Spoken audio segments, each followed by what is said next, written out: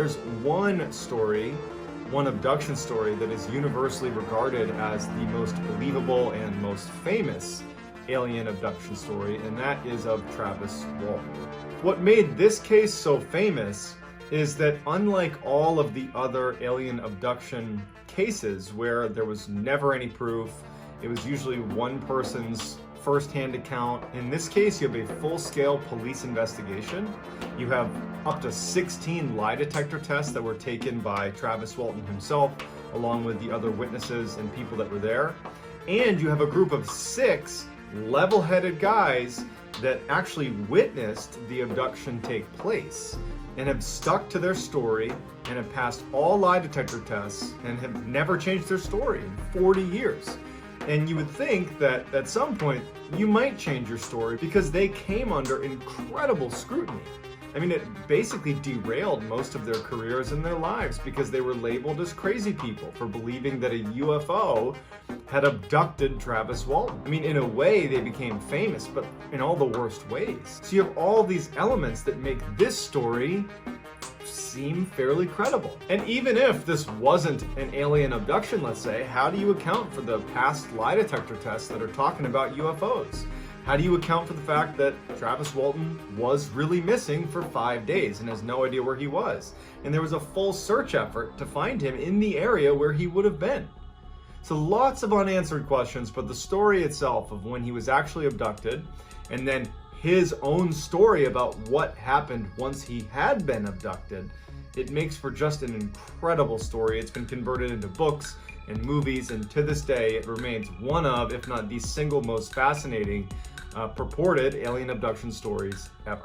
By 1975, Travis was just known as this kind of rebel, problem child a little bit, but he was beloved by his friends. He was just like one of those cool guys that he did it his own way. On November 5th, 1975, Mike Rogers was given a contract to clear out this huge 1,200-acre plot of land inside of the Sitgreaves National Forest. And he grabbed his crew, they piled into the one pickup truck that Mike owned, and Mike knew that this was going to be a really, really difficult job. It was a huge area to cover, and he told his men up front, we're going to be working really, really hard, so expect long, full days. And so over the first 3 days of the job, even though they were working, long, long hours and barely taking any breaks, they were behind schedule. At the end of this 3rd day, it's late at night, they've worked all day, and everybody is just totally exhausted. And so finally they wrap up, and they all pile back into Mike's truck, all 7 of them,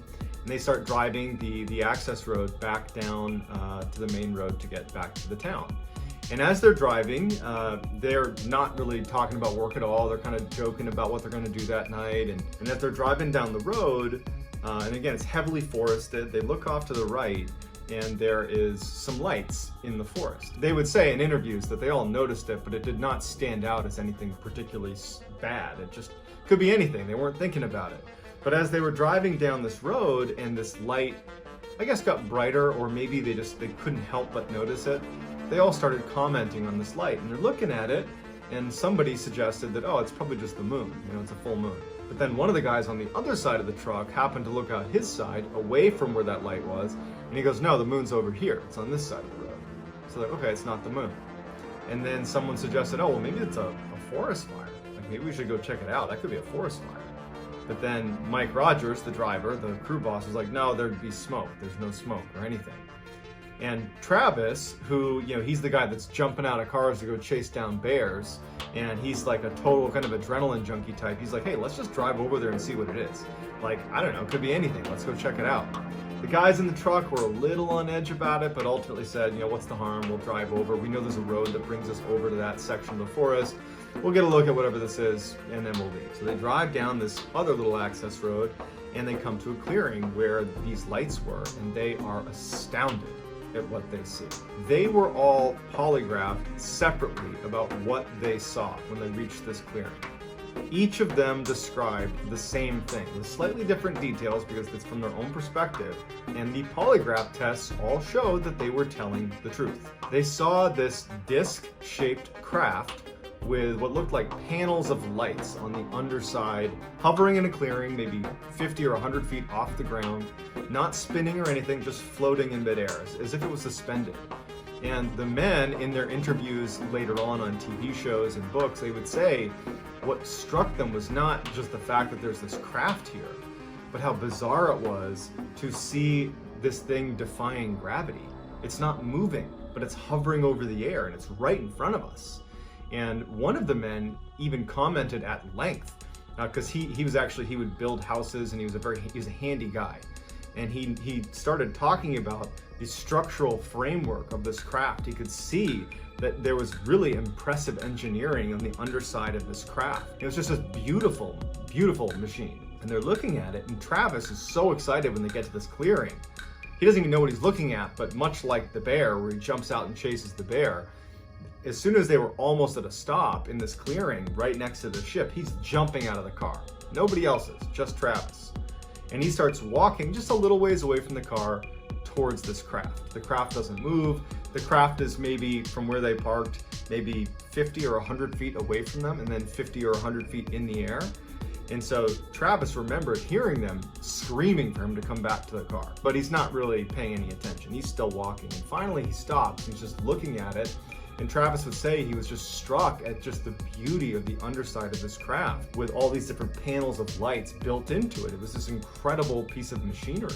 And he's looking at it, and then all of a sudden it starts spinning just a little bit. And it starts emitting this noise that all of them reported hearing, this loud mechanical sound.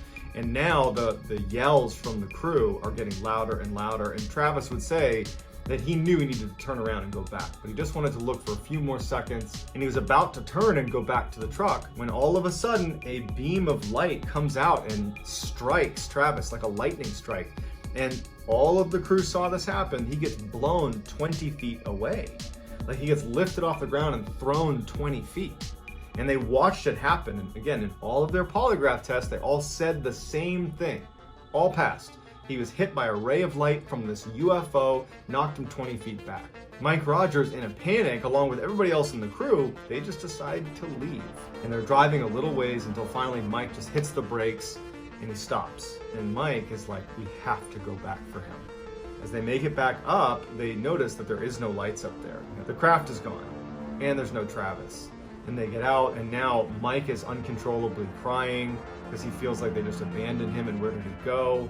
Everybody else is in shock. They can't believe it. They start screaming for Travis. They're running around the woods, yelling for Travis, looking for signs of Travis. They really don't know what happened, but they know Travis is not here. And after a little bit of time of looking, they're like, we have to tell the police. And they knew that it was gonna be bad for them when they told police. The story is a UFO came and zapped Travis and now he's gone. That doesn't really sit well with police. So shortly thereafter, Sheriff Marlon Gillespie and Ken Copeland, their partners, they show up at this rest stop where this payphone was, and they get to the scene. They see Ken Peterson, who made the call to them, and they're like, all right, tell us what's going on. The crew has now gotten out of the truck. They look distraught for sure. And Ken begins to try to describe what happened, but he hasn't said UFO, he hasn't said aliens, he's just said, you know, we were up at the logging site, we had a contract up there, and then, you know, just, it's hard to describe. And Mike Rogers jumps in, he's like, we saw a UFO, and a ray of light hit Travis, and then he disappeared. And the sheriffs are looking at them like, really? And what Sheriff Gillespie believed was that they were creating a hoax to cover up a real crime. He believed that they had harmed Travis Walton, and they were using a UFO to cover it up. But he also was thinking to himself, like, this is a bad hoax. It's not very well planned. They don't really have their stories really lined up particularly well. They're not doing a good job explaining it. The only thing they're doing well is acting scared. A couple hours later, the sun's starting to come up because it was super late when all this happened. And Sheriff Gillespie and Sheriff Copeland have organized this huge search effort up in the forest where Travis had gone missing, and the crew members, they're all there as well. A bunch of volunteers showed up, and they are scouring the area. I mean, they got dogs out, they got these huge teams looking everywhere, and they can't come up with anything. I mean, they're looking everywhere, there's no sign, there's nothing. There's nothing from Travis. And so the crew has started to become very worried about what's going to happen. They're worried about Travis, of course, but they're starting to see that like they're going to be prosecuted for this unless they find Travis. And so they're all very stressed out, and they noticed during the search, this first day of searching, that these 3 guys wearing red jackets had these tools that were scanning the ground, almost like a metal detector. And so Mike goes over to them and he's like, hey, what are these tools you guys are doing? Like, what is this? And they look at him and they're like, oh, well, this tests for radiation. We're scanning for radiation in the area. And he asked them, like, well, what group are you guys with? Are you with the sheriff's department? And they just didn't really answer him. They said, oh, we're just checking for radiation in the area. That's just what we do. And so we asked the guys with the red jackets on and their little radiation tools to scan the crew's jackets and bodies to see if they were radioactive. And so the crew comes over and they scan them, and there's nothing. There's no trace elements of radioactivity. They're like, no, there's nothing. And so he brought over one of their helmets, and the guy in red scans his helmet, and the ticker goes all the way over, fully radioactive. And the guy in red like looked up at Mike and looked down at the helmet, and he's scanning it, and he's looking at him like kind of trying to size him up. And then he turns and he kind of gestures at the other 2 in red and tells them to stop doing what they're doing. And they come over and they're scanning the helmets as well. And then without any indication of what the results were, what this meant, because Mike is kind of waiting for them to tell them what's going to happen, the guys in red just turn around and say, okay. And they just start walking away. And Mike's like, well, wait, what does this mean? And they don't turn around and they just walk away from the search site.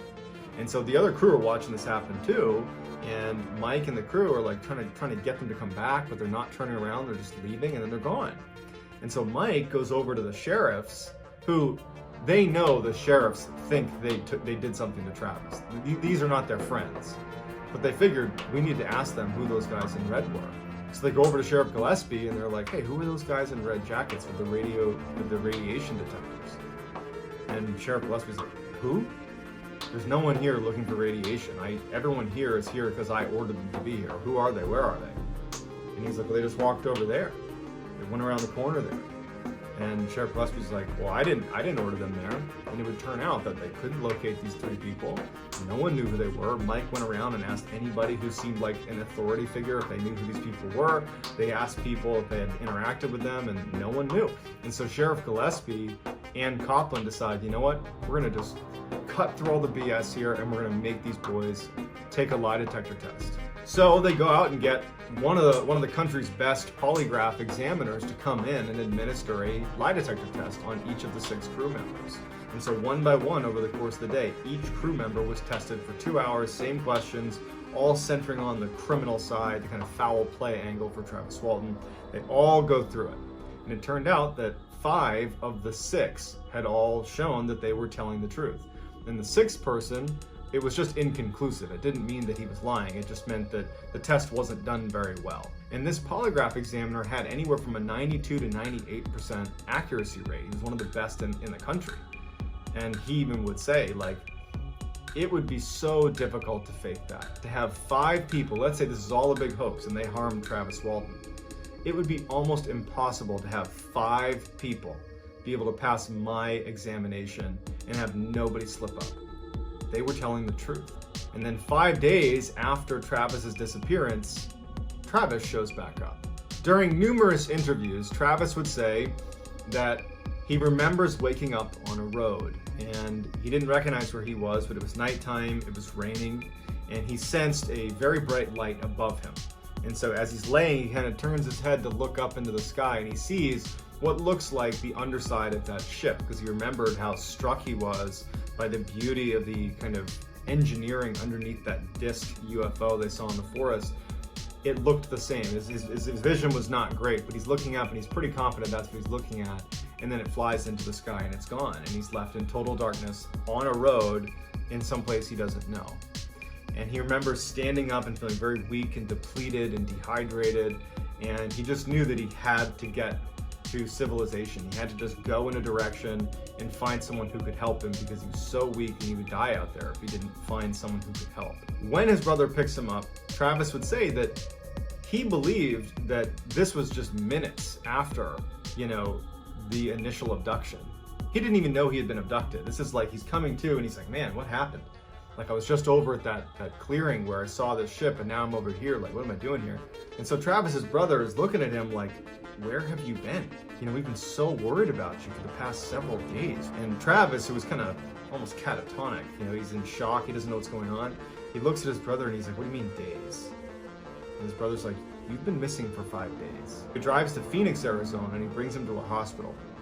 And he asks the doctors to be discreet, and he has a doctor do an examination. The doctor knew who Travis Walton was because he'd been following the news. And he's doing an examination of Travis, and you know, he was malnourished and he was tired and looked very sick, but there was no physical wounds with the exception of he had one puncture site in his arm, the crook of his arm.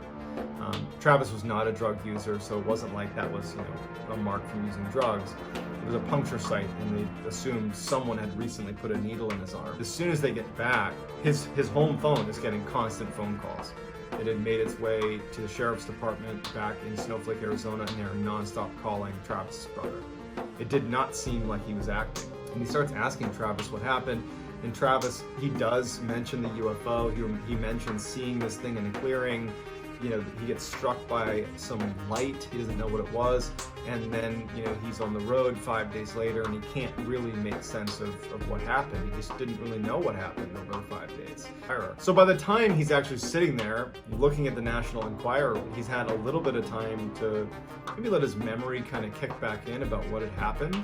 And he's having these flashes of memory of what happened over those 5 days. Because initially all he could remember was seeing the craft and then being on the road 5 days later. And so when he's sitting down with the National Enquirer people, he begins to recall what actually happened over those 5 days. And so this is what he said happened.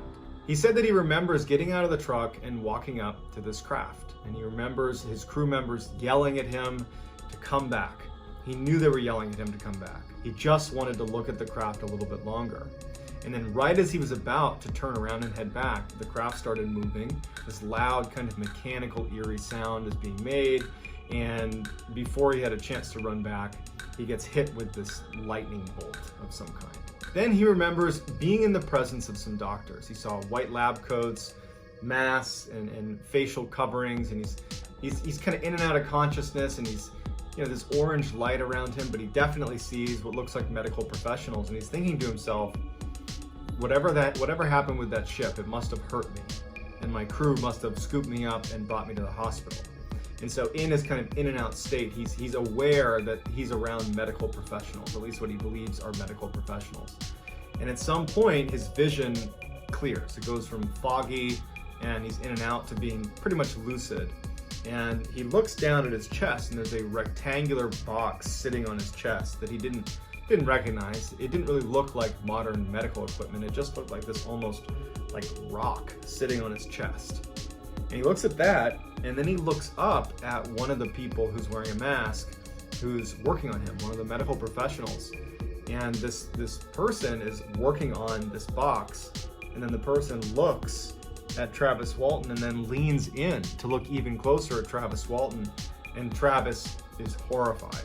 It was this grayish, thin, narrow-headed figure that was very short, maybe like 4 feet high, who was looking in at him, and its eyes were like slits, and it's looking at Travis. And Travis, who's unbelievably scared at this point, pushes everything off of him and rips out all the cords that are attached to him, kind of topples off of this table that he was on, and he realizes he's in a fairly small room, and there's 3 of these humanoid creatures in the room with him. And he picks up the biggest instrument he can see next to the table that he was just laying on. He didn't know what it was, and he starts kind of wildly waving it at them and screaming to leave him alone, like, get away from me. And he's trying to make sense of what he's looking at, and the 3 figures in lab coats start walking closer and closer to him.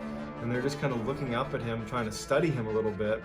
They get all the way up to him, and he's waving, and he's almost about to hit one of them when they just kind of abruptly turn around and leave the room, leaving him alone in this kind of examination room. And as soon as they leave, he watches them go down the little, outside the door, down the little hallway, and they turn left. And so he's practically paralyzed with fear, but he knows if he can't get out of this room, he's done for. And so finally he kind of gets himself together, and he walks past the examination table, He goes down the hallway outside of the door, and instead of going left where they went, he kind of sneaks off to the right and starts walking. And he comes to another room, and it's a room that has a single chair in it. It's this tiny little room with a chair, and the chair is turned away from him. He begins to peer around the chair, and he sees that no one is sitting there. So he goes in front of the chair, and he's like touching the wall, looking for a doorknob or any sort of mechanism that can get him out of this room. And he said, like, the room, it was like this perfectly flat. Everything was flat and smooth. There was no door handles. Couldn't find a way out. And he ultimately sees on the chair that it looks like there's some buttons on the chair itself. And he pushes all these buttons on the chair, and nothing happens. And then in the doorway where he came in, suddenly a person, a man, appears in the doorway, who's wearing what looks like a spacesuit, like an astronaut suit. And Travis is so immediately relieved, even though the weirdness of him being in an astronaut suit is pretty high. But he's like, it's a human. And he doesn't know what to think about the fact that he's now excited to see a human, right? Like, it's terrifying that you were just around these non-humans, but he's like in panic mode now. He sees another human being and he runs over to him. He says, please, you gotta help me, I don't know where I am. You know, where are we? What is this? What's going on? And he notices that the eyes of this person inside of the spacesuit, it's a man who at least looks like a man, but his eyes are distant. He's not making eye contact with Travis. It's like he's in a trance. And he said his eyes just seemed off, like they weren't focused on him. It would be like if you're talking to someone, but they were like permanently looking away from you.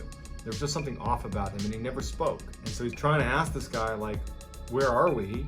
And the guy takes him by the arm, and he just starts leading him back into the hall where he came from, and he continued down the hall, not back towards the room where he was originally, but down the hall in the other direction. And they get to another door, and he opens it up, and Travis the whole time is like pleading with this guy to help him, and he thinks that this guy is helping him. He thinks that this is his savior, and he feels relieved that a human being, albeit a strange human being, is helping him. And eventually he stops asking him any questions because the guy in the spacesuit's just not reacting to him. They open this door and they go down into this huge hangar where there's all these spacecraft that look just like the one that he saw in the clearing, that Travis saw in the clearing. And they start walking down between all these spacecraft that are just hovering, much like they were hovering in the forest, seemingly able to just defy gravity. And the whole time, this guy in the spacesuit's saying nothing, and Travis is like, what is this? What are these craft? Is this military? Saying nothing. They walk to the far side of the hangar, and they open up another door, and they go into this bright white room, and there's 3 more human-like people with a strange eye thing going on in spacesuits that are standing there next to another medical table, and they're looking not at Travis, but their bodies are aimed in the direction of the door they came in through. Travis goes in and he sees these 3 and he thinks, these people are here to save me. Like, again, I feel relieved to see humans, albeit strange humans, but nonetheless humans. And the guy who had brought him in there continues to lead him over to the 3 other people, and they pick him up and they put him on the table, and he starts kind of resisting because he doesn't know what they're doing. They're not speaking. He's like, what are you doing? And they force him onto this table, and he's feeling pretty weak at this point. And they take a gas mask and they put it over his face, and then he blacks out.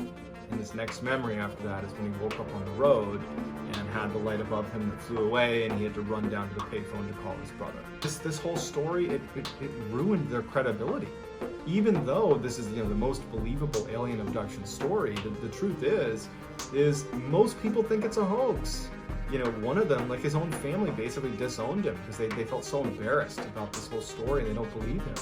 So if this was a hoax, like, to what end? What did they get out of it? Nothing. It damaged their lives. Following this case over the span of 40 years, there would be 16 lie detector tests taken, 5 by Travis Walton and 11 by the remaining crew, and they would all pass. The one member of that initial polygraph set, when 5 had passed and 1 was inconclusive, he was retested, same exact test, and he did pass. So what happened here now? Normally, if you could see a UFO from this close, it wouldn't be for long, it flies away immediately. This is if you had a recording instrument like a phone or camera, which in this case clearly wasn't, or they just didn't think about it. This is the reason they've been able to see it up close for so long. The beam that was fired was to scare them away. Since they left Travis behind, the aliens just grabbed him to recover. From Travis' description we know these were clearly the Greys, just not your typical Greys with their bigger eyes. These were just split eyes, Travis said. Along with empty seats, this is a term for people/clones without any soul, so in other words a robot. Why would they fix him up? Ike. Travis is one of the lucky or unlucky ones to remember what happened. Since aliens have a tendency not to erase so much but to hide certain memories in your brain. People are taken and brought back almost every night, for various reasons, experimenting, certain telepathic or emphatic properties, for information, etc., without one's knowledge. Since they have all passed lie detectors multiple times successfully, and the detail in how everything is described, we know all of this is true. This was it for this video, hope you enjoyed it. If you did, let me know by leaving a like. Also if you want you can subscribe to our channel and click the notification bell, so you will be notified whenever we upload a new video.